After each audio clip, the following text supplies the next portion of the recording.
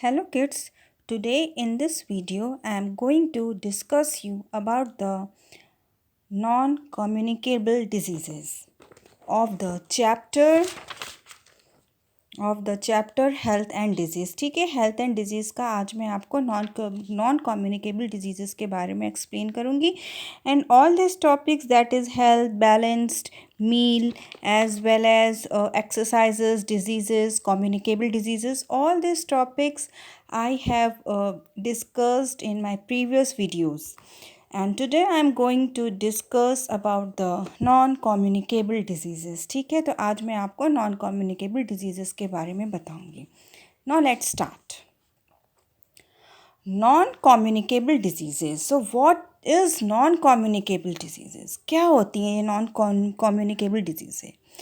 So communicable disease तो हम लोग ने पढ़ा था, जो कि वन इन्फेक्टेड पर्सन से दूसरे इन्फेक्टेड पर्सन दूसरे हेल्दी पर्सन को होती है, उसे हम बोलते हैं communicable disease. One infected person से हेल्दी पर्सन को होती है.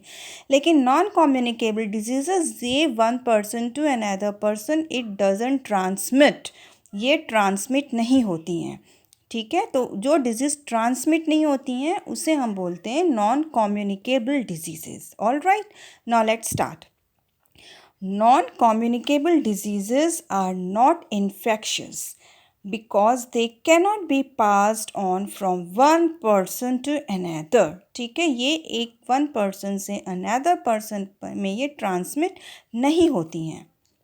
Their cause include unhealthy diets, factors involving the environment और जेनेटिक फैक्टर्स. तो ये किस वजह से होती हैं? अनहेल्दी डाइट्स की वजह से हो सकती हैं, या फिर जेनेटिक फैक्टर्स की वजह से हो सकती हैं, या फिर एनवायरमेंटल फैक्टर्स की वजह से नॉन कम्युनिकेबल डिजीज़ेज़ हो सकती हैं. So non communicable disease are also known as chronic disease. इसे हम क्या बोलते हैं? क्रोनिक डिजीज़ भी बोलते हैं. किसको बोलते हैं chronic disease? Non communicable disease को.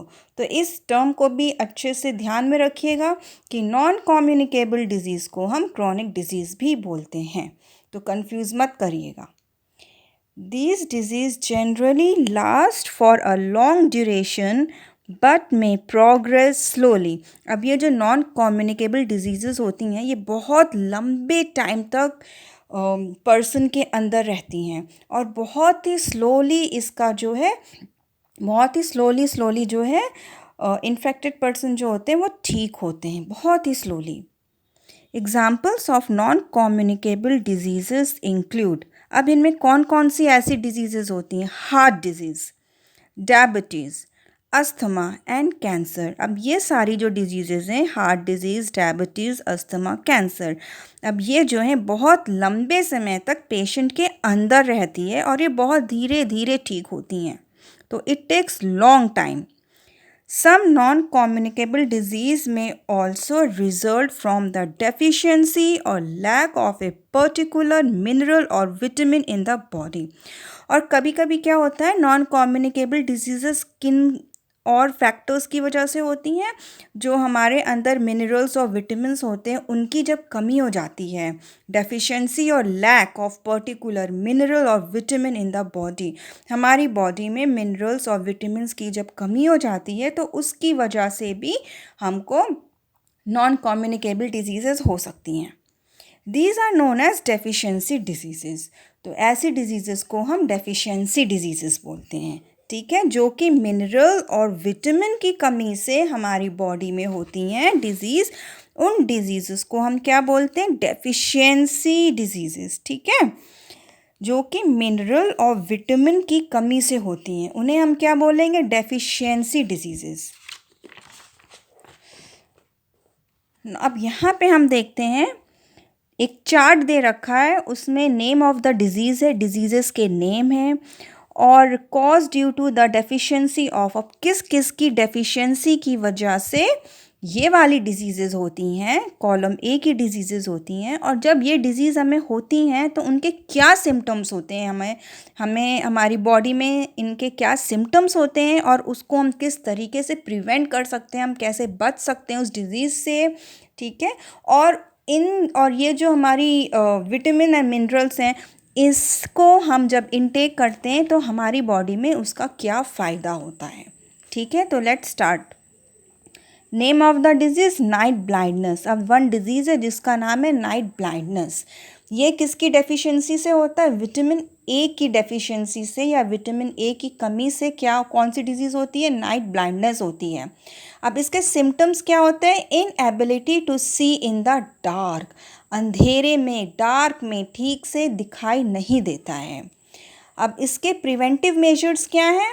Green leafy vegetables. तो हमें क्या खाना चाहिए? ग्रीन लीफी वेजिटेबल्स खाने चाहिए, हमें टमाटोज खाने चाहिए, papaya, mango, butter, milk, fish and egg yolk. तो ये सारी चीज़ें हमें खानी चाहिए जिस वजह से हमें विटामिन ए की कमी ना होने पाए।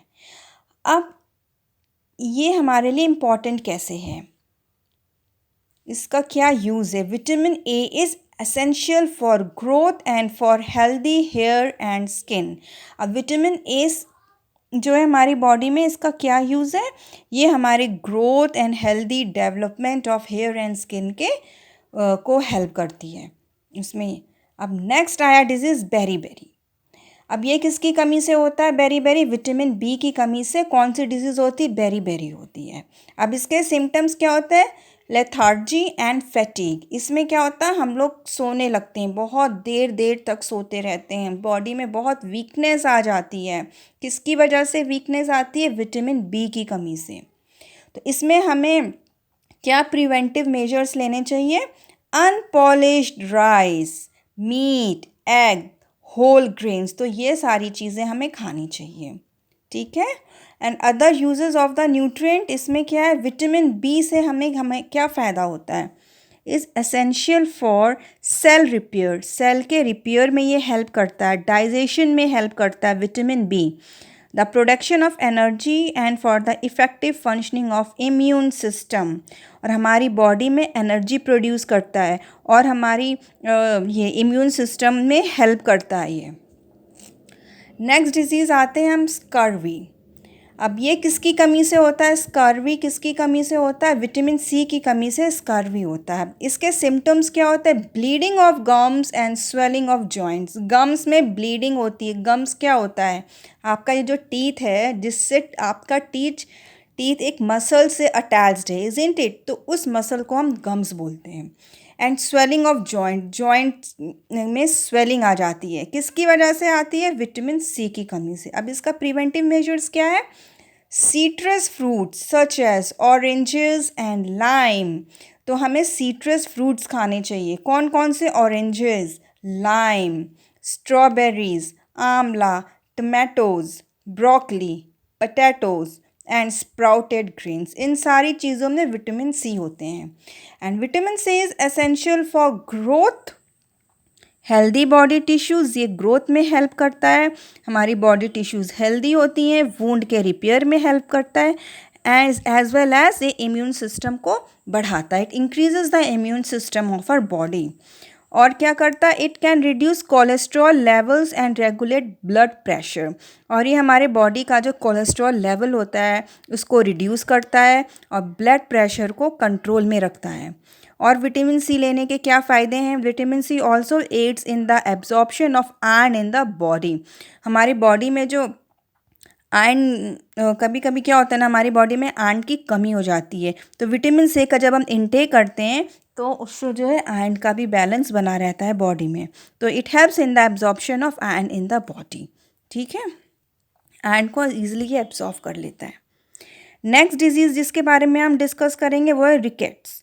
रिकेट्स किसकी कमी की वजह से होता है? विटामिन डी की डेफिशिएंसी की वजह से। कौन सी डिजीज़ होती है? रिकेट्स होती है। ओके, विटामिन डी की डेफिशिएंसी से कौन सी डिजीज़ होती है? रिकेट्स होती है। ठीक है।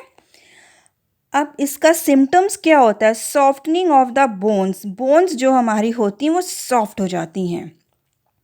अब ये इसके प्रिवेंटिव मेजर्स क्या, हमें क्या क्या इनटेक करना चाहिए? तो oily fish, liver, cod liver oil, dairy products, exposure to sunlight.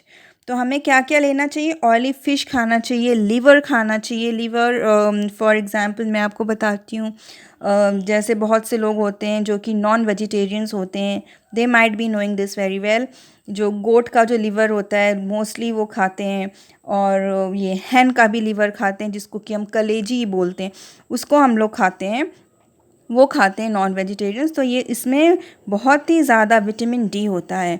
And then cod liver oil में भी होता है, डेयरी प्रोडक्ट्स में भी होता है, एज़ वेल एज़ हमको ज़्यादा से ज़्यादा सनलाइट में बैठना चाहिए। सनलाइट मीन्स एकदम बहुत तेज़ सन वाली नहीं, जिस समय सन निकलता है एकदम मॉर्निंग के समय, उस समय थोड़ी देर हमको बाहर होना चाहिए। ठीक है, तो उससे भी हमको विटामिन डी मिलता है, हमारी बोन्स के लिए बहुत अच्छा होता है। अब अब इसमें क्या यूजेस है विटामिन डी के? Vitamin D is essential for healthy bones and teeth. अब विटामिन डी के क्या फ़ायदे हैं, ये किस लिए यूज़फुल होता है? ये हमारे बोन्स को हेल्दी बनाता है और हमारे टीथ को हेल्दी बनाता है, as well as it helps in the body absorb chemical, it helps the body absorb calcium. और ये जो है हमारी बॉडी के जो कैल्शियम है उसको एब्जॉर्ब करता है। नेक्स्ट डिजीज़ है ग्वाइटर। अब ग्वाइटर किसकी कमी से होता है? Lack of iodine. आयोडीन, जब हमारे फूड में आयोडीन की कमी हो जाती है तो उसकी कमी की वजह से हमें क्या होता है? ग्वाइटर होता है। तो ग्वाइटर के सिम्टम्स क्या होते हैं? Swelling at the front of the neck. जो हमारा नेक है, नेक के फ्रंट भाग में स्वेलिंग आ जाती है।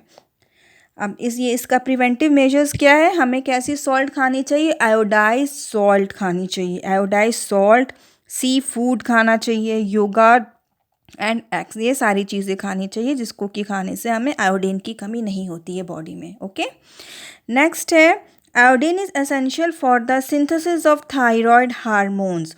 और थायराइड हार्मोन्स के सिंथेसिस में ये बहुत ही काम आता है। नेक्स्ट डिजीज़ जिसके बारे में हम डिस्कस करेंगे वो है anaemia. Okay, so deficiency of iron, iron की डेफिशिएंसी से हमें कौन सी डिजीज़ होती है? एनीमिया होती है। ओके, सो आयरन की डेफिशिएंसी से हमें क्या होता है? अगर हमारी बॉडी में आयरन की कमी है तो हमें कौन सी डिजीज़ हो जाएगी? एनीमिया हो जाएगा। इसमें क्या होता है? लो हीमोग्लोबिन, हमारी बॉडी में जो हीमोग्लोबिन होता है, जिस वजह से जो हमारा ब्लड रेड कलर का होता है, क्यों होता है? क्योंकि वो हीमोग्लोबिन की वजह से होता है। तो जो हीमोग्लोबिन है वो कम हो जाता है, which reduces the amount of oxygen in the blood. और जब हीमोग्लोबिन कम हो जाता है तो जो हमारी ब्लड में जो ऑक्सीजन होता है उसके लेवल को वो लेस कर देता है, रिड्यूस कर देता है। अब इसके लिए हमें क्या खाना चाहिए? Pulses, spinach, that means palak, dal, raisins, broccoli, apples, bananas, guavas, jaggery, liver, meat and nuts. तो ये सारी चीज़ें खाना चाहिए हमको, जिस वजह से हमारी बॉडी में आयरन की कमी ना हो। अब iron is essential for the production of haemoglobin, isn't it? So iron किस लिए यूज़ होता है? जो हमारी बॉडी में जो हीमोग्लोबिन है वो बनता है, आयरन से बनता है। ठीक है, अब नेक्स्ट टॉपिक हम लोग कवर करेंगे, that is vaccination. Now what is vaccination? Vaccination क्या होता है? Do you know what is vaccination? What is vaccination? तो vaccination is done to increase the immunity against diseases। ये हमको दिया जाता है, वैक्सीनेशन जो हमको दिया जाता है, ये या तो इंजेक्शन के थ्रू दिया जाता है या तो ओरल दिया जाता है, जिससे कि हमारी इम्यून सिस्टम जो है वो अच्छी हो जाए। अब इम्यूनिटी क्या होता है? Immunity what is immunity? जो कि हमारे जो इम्यूनिटी को अच्छा बनाता है वैक्सीनेशन। तो इम्यूनिटी क्या होता है? इम्यूनिटी जो होता है डिजीज़ेस को वो सप्रेस करता है, जो भी डिजीज़ेस हमारी बॉडी में आती है तो उसको सप्रेस करता है। ठीक है, अब हम लोग यहाँ पे डिटेल में पढ़ेंगे vaccination. Some disease can be prevented with the help of vaccinations. अब कुछ डिजीज़ेज़ होती हैं जो कि वैक्सीनेशन से ही वो ख़त्म होती हैं, बचाई जा सकती हैं। Vaccine contains a small amount of weakened specific disease causing germs। अब ये क्या होता है? वैक्सीन जब दिया जाता है तो क्या दिया जाता है उसमें इंजेक्शन, अगर हम आप अगर देखे होंगे आपके घर में स्मॉल ब्रदर्स और सिस्टर्स होंगे, तो आप देखे होंगे कि आपके मम्मी पापा उनको डॉक्टर के पास ले जाते हैं वैक्सीनेशन के लिए, तो उसको इंजेक्शन दिया जाता है, एक इंजेक्शन दिया जाता है। और कई बार जैसे पोलियो ड्रॉप्स दिया जाता है, तो उसमें क्या होता है, जो जिस डिज़ीज़ से हम बचाने के लिए हम जो वैक्सीनेशन देते हैं, उसी डिज़ीज़ का बहुत ही स्मॉल क्वांटिटी दी जाती है, एकदम स्मॉल वीकेंड स्पेसिफिक डिज़ीज़, एकदम स्मॉल, एकदम वीक वो डिज़ीज़ को हम हमारे अंदर वो इंजेक्ट किया जाता है, एकदम स्मॉल क्वांटिटी, एकदम वीकेंड उस डिज़ीज़ को हमारे अंदर वो इंजेक्ट किया जाता है। फिर जब वो डिज़ीज़ हमारे अंदर आ जाती है, तब फिर हमारी बॉडी में क्या होता है, एंटीबॉडीज़ बनती हैं। एंटीबॉडीज़ मीन्स उस वो जो डिज़ीज़ हमारे अंदर आई है उससे वो फाइट करता है, हमारा डब्ल्यूबीसीज, हमारे वाइट ब्लड सेल्स उससे फाइट करते हैं, और फिर एंटीबॉडीज़ उस स्पेसिफिक डिज़ीज़ का वो बना लेते हैं, और फिर वो हमारी बॉडी में रहती हैं एंटीबॉडीज़ उस डिज़ीज़ की। तो इन फ्यूचर क्या होता है, जब भी वो डिज़ीज़ हमारे बॉडी पर अटैक करता है, जिस चीज़ का हमने वैक्सीनेशन लिया है उस डिज़ीज़ का अगर कहीं से भी वो डिज़ीज़ हमारी बॉडी को कभी इन फ्यूचर में अगर अटैक करता है, तो जो एंटीबॉडीज़ हमारे अंदर बनी है उस डिज़ीज़ की, वो एक्टिव हो जाती हैं, और फिर वो उस डिज़ीज़ से फाइट करती हैं, और फिर वो डिज़ीज़ ख़त्म हो जाता है, तो हमारी बॉडी उस डिज़ीज़ से बच जाती है। तो इट इज़ swallowed और इंजेक्टेड इनटू द बॉडी। तो जो वैक्सीनेशन हम देते हैं, या तो वो हम ऊपर से देते हैं जस्ट लाइक पोलियो ड्रॉप्स, जैसे हम ड्रॉप देते हैं मुंह में डालते हैं, चाहे तो वैसी होती हैं, या फिर हमें इंजेक्शन के थ्रू बॉडी में दिया जाता है। The body cells responds to the weakened germs by producing antibodies that help fight the infection। जैसे कि मैंने आपको एक्सप्लेन किया था, तो हमारी बॉडी में एंटीबॉडीज़ बन जाता है जो कि उस डिजीज़ से फाइट करता है, उस जर्म से फाइट करता है। Antibodies remain in the blood and guard the body against any future attacks by the same germs। तो एंटीबॉडीज़ हमारी बॉडी में एक बार बन गई तो वो बॉडी में हमारे रहती हैं, हमारे ब्लड में रहती हैं, और फिर जब कभी भी फ्यूचर अटैक उसी सेम जर्म्स का होता है, तो वो क्या करती हैं, वो उसके साथ फाइट करती हैं और उस जर्म्स को ख़त्म कर देती हैं।